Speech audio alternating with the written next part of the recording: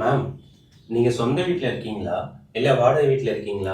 வாடகை வீட்டில் தான் இருக்கேன். ஏன் கேட்குறீங்க? இதை வச்சு என்ன ஜட்ஜ் பண்ண போறீங்களா? மேம் அவ்வளோலாம் ஒன்றும் இல்லை மேம். ரெண்ட் கொடு பதிலா சொந்த வீடே வாங்கிடலாம்ல. வாடகை வேஸ்ட் தாங்க. அப்படி பார்த்தா லோன் போட்டு வீடு வாங்குறோம், அங்கே இன்ட்ரெஸ்ட் கொடுக்குறோம், அங்கே இன்ட்ரெஸ்ட்டும் வேஸ்ட் தானே. பட் அட்லீஸ்ட் இங்க நமக்கு வீடு சொந்தமாகுதுல்ல. வாடகை வீட்டில் எதுவுமே இல்லையே.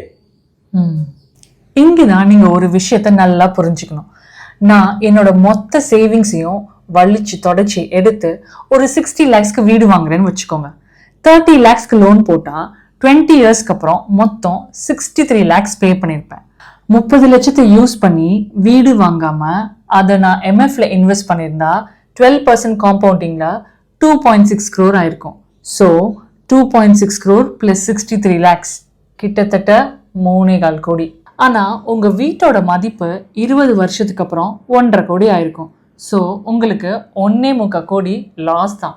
வீடுங்கிறது இன்வெஸ்ட்மெண்ட் இல்லை, லயபிலிட்டி. அதனால தான் உங்களோட எல்லா சேவிங்ஸையும் போட்டு வீடு வாங்குறது அட்வைசபிளே இல்லை.